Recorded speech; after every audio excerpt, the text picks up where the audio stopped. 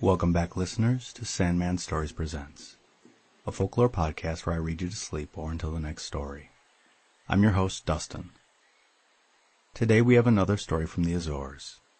This one is about a princess who likes her rings, a rabbit, and two slow storytellers who always show up when they mean to. Okay, let's begin. The Princess Who Lost Her Rings. The Slow Old Women's Story. Long ago there lived a lovely princess who owned the most beautiful rings in the whole world. She had rings set with diamonds and rings set with pearls. She had rings set with rubies and rings set with sapphires. She had rings set with emeralds and turquoises and amethysts and every other kind of precious stone. She had rings which had no precious stones in them, but which were wonderfully decorated with fine and delicate carving, wrought with great skill. The princess lived in a magnificent palace surrounded by a high wall. Her own apartments opened up upon a pleasant balcony. From the balcony she could see the blue waters of the ocean and the tall trees of the forest.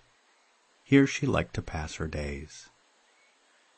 In a corner of the balcony there was a basin, and a pitcher of silver which always was kept full of water, in order that the princess might wash her hands on the balcony instead of having to go inside to the house.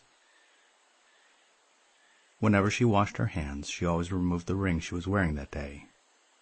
Some days it was one ring, and other days it was another, but whatever ring it happened to be, the princess always took it off carefully when she washed her hands. One day a pretty white rabbit came up to the balcony to play with the princess. That day the princess was wearing her best diamond ring. She removed it carefully when she washed her hands. Then it disappeared. She knew that the rabbit must have stolen it. The next day the rabbit came again, and that day the princess lost her best emerald ring. She was very sure that the rabbit must have stolen that too. However, she liked to play with the rabbit, so she said nothing to her father, the king, about the lost rings. Every day the rabbit came, and every day there was a ring missing. The princess had a large box full of rings in the beginning, but one morning she opened the box and saw that it was entirely empty. She remembered then that she had put on her last ring, one set with a sapphire, the morning before. The princess became so sad that she would not go out to the balcony to play with the white rabbit. Every day she grew sadder and sadder. At last her father, the king, noticed it. "What is the matter with our daughter, the princess?" he asked the queen. "She is sad now, and once she was the very jolliest, happiest princess in the whole world." "I cannot imagine what the trouble is," replied the queen. "Perhaps she is lonely. Let us send for the storytellers of the kingdom to come and tell her their stories to entertain her." Accordingly, the king sent for all the storytellers in the whole kingdom. All of the storytellers, young and old, had to come to the palace. Now it just so happened that in the kingdom there were two old women who were very slow. They knew the most interesting stories of anybody, but it took them so long to reach the palace that they forgot all their best stories on the way. "What story are you going to tell the princess?" one of the old women asked the other. "I can't remember a single one of my stories," said the other woman. "It has taken my old legs so long to travel the road to the palace that now that we are almost there, I can't think of a single story." The two old women tried to remember some of their stories, but they could not think of any. They were almost to the royal palace, too. "What shall we do if we can't remember our stories?" asked the first old woman. "We'll have to learn some new stories," replied the other. Just then they spied a strange sight.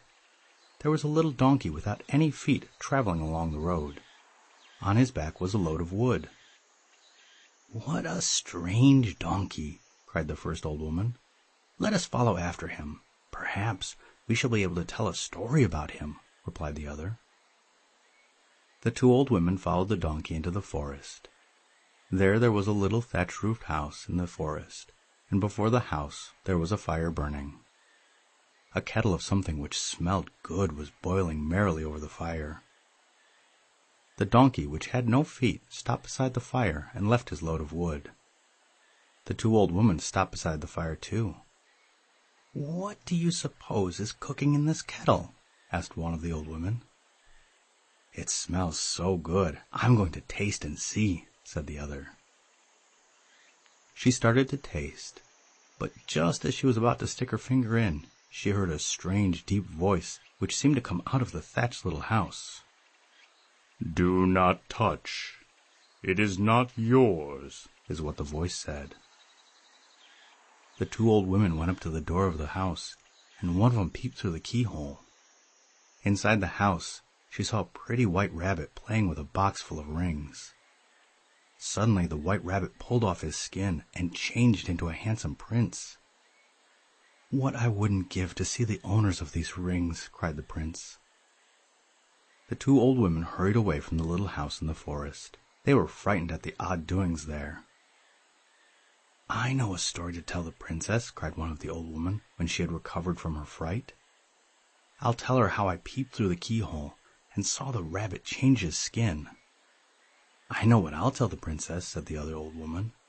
"I'll tell her how I followed the donkey without any feet, and what a strange voice said to me when I tried to taste the good-smelling broth in the kettle."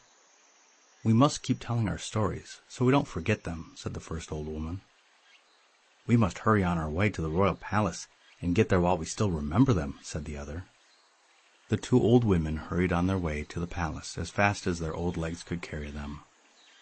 They rehearsed their stories over and over along the way, so they wouldn't forget them. Many storytellers had told their tales to the princess. They were jolly tales too, but the princess was not in the least cheered by them. She remembered her lost rings, even when she was listening to these stories.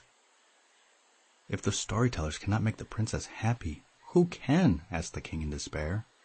"I'm sure I don't know," replied the queen. "She always used to like stories." Finally, the two old women reached the royal palace and went to tell their tales to the princess.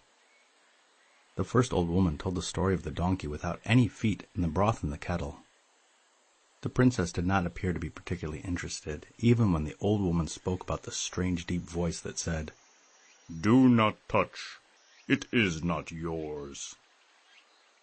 Cold chills, however, ran up and down the spines of the king and the queen and all the courtiers when she came to that part of the tale. Next, the other old woman told how she peeped through the keyhole of the little thatched house in the forest and saw the white rabbit change his skin. The pretty dark eyes of the princess sparkled when the old woman mentioned the rabbit, and she leaned forward in her chair eagerly. "Our little princess looks like her own happy self again for the first time in ages," whispered the king to the queen. When the old woman told of the rabbit's words, "What I would not give to see the owners of these rings," the princess clapped her hands. "Take me to see the rabbit at once," she cried. The king and the queen and all the courtiers went with the princess to find the white rabbit. These two old women went to the first point out of the way, and as the old women were slow, the whole procession moved very slowly. At last they drew near the forest. There was the donkey without any feet moving along the road with a load of wood on his back. The two old women, the princess, the king, and the queen, and all the courtiers followed the donkey deep into the forest to the door of the little thatched hut. Before the house, the fire was burning, and something which smelled good was boiling in the kettle. The princess stuck her finger in to try it. "Take it. It is yours," said the strange, deep voice from the little house. The princess was so surprised that she forgot to taste the good-smelling broth. She ran to the door of the house and peeped through the keyhole. There was the white rabbit, playing with a box full of rings set with diamonds and pearls, rings set with rubies and sapphires, rings set with emeralds and amethysts and turquoises, and rings set with no precious stones at all, but carved delicately, with great skill. "What I wouldn't give to see the owner of these rings," said the rabbit as he pulled off his skin and changed into a handsome prince. "Here is the owner of the rings," cried the princess. "She is here at your very door." The door of the little thatched house, deep in the forest, swiftly opened, and the prince received the princess in his arms. "Your words have broken my enchantment," he cried. "Now at last the voice of the owner of the rings is heard at my door. I'll never have to put on my rabbit skin again." The end.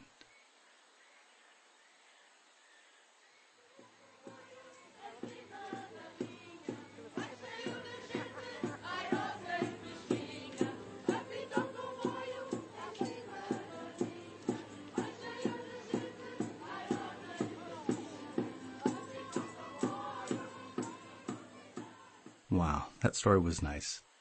One thing I really liked was all of the action was put on the princess. The prince really did nothing except for steal some rings and hide in the house. I'm wondering where the donkey thing comes in. It just seems like an odd little thing on the end, but I thought it was pretty cool. And the podcast shout-out goes to Betwixt the Sheets. It's a historical podcast that covers a whole bunch of stuff that most history shows don't. From LGBT plus history, bras, sexual activities of the Middle Ages, and other stuff that would make a schoolmarm blush. It's for a mature audience only, so give them a listen, a rating, and a review, and hopefully you like him as much as I do. And the listener shout-out goes to Assam, India. Totaling 3% of my listeners from India, Assam state is known for its silk and its tea. At the far east end of India, Assam is also bordered by Bhutan and Bangladesh. The most common language in the state is Assamese, and so that is what I will attempt tonight. Dhonyabad and Shubhro Rachi. Thank you, and good night.